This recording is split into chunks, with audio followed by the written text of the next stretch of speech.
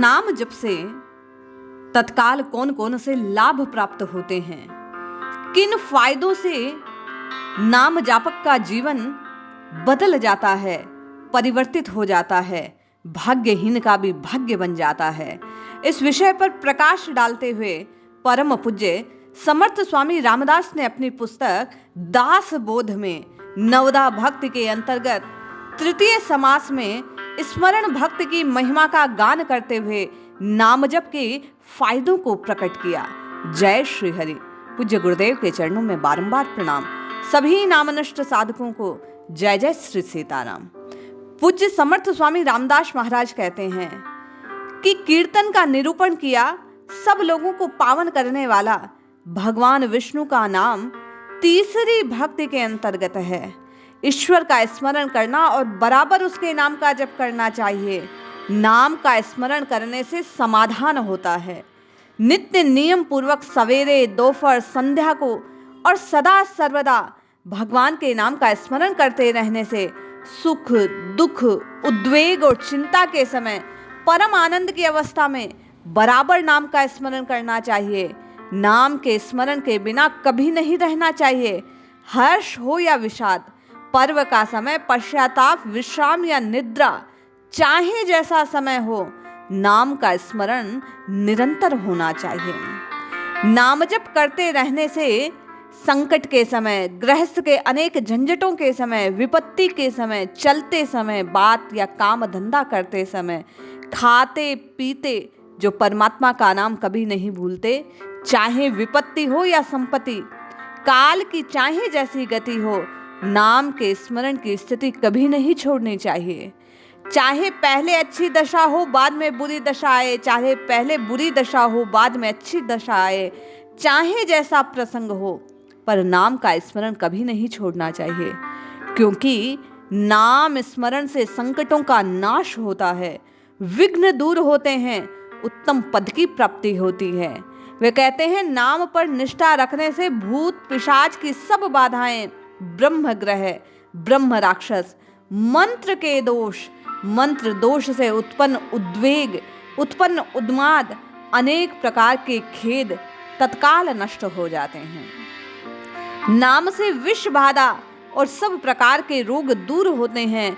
अंत में उत्तम गति की प्राप्ति होती है। बाल्यावस्था, युवा अवस्था, कठिन अवस्था, वृद्धावस्था और अंतिम अवस्था, चाहे जैसी अवस्था हो, नाम का स्मरण करते रहना चाहिए। भगवान शंकर भी नाम की महिमा को जानते थे, इसीलिए लोगों को नाम का उपदेश देते थे।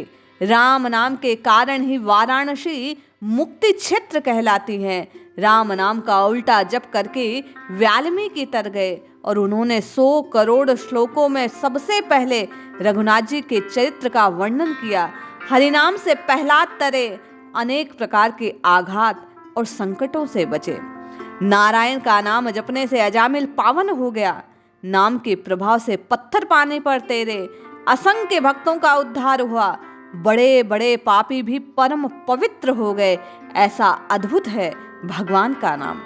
परमेश्वर के अनंत नाम हैं। अक्सर आपकी और मेरी जिज्ञासा होती है भगवान के किस नाम का जप करना चाहिए। इस विषय पर प्रकाश डालते हुए श्री समर्थ स्वामी रामदास महाराज कहते हैं कि नित्य नियम पूर्वक उनका नाम स्मरण करके लोग तर जाते हैं। नाम का स्मरण करने से यम की यातना नहीं होती। हजारों नामों से कोई एक नाम लेने से जीवन सार्थक हो जाता है और नाम का स्मरण करने से मनुष्य पुण्य श्लोक बन जाते हैं। प्राणी कुछ और करे न करे, मुख से केवल राम नाम का जप करे तो भी चक्रपाणी संतुष्ट होकर अपने भक्त को संभाल लेते हैं।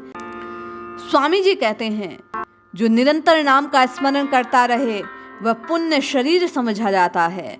राम के नाम के बहुत बड़े बड़े दोषों के पहाड़ नष्ट हो जाते हैं। नाम की महिमा अगाध है, उसका पूरा पूरा वर्णन करना संभव नहीं है। नाम ने बहुतों का उद्धार किया। स्वयं चंद्रमौली महादेव उसी नाम के कारण हलाहल के प्रभाव से बच गए। नाम जपने का अधिकार चारों वर्णों को है।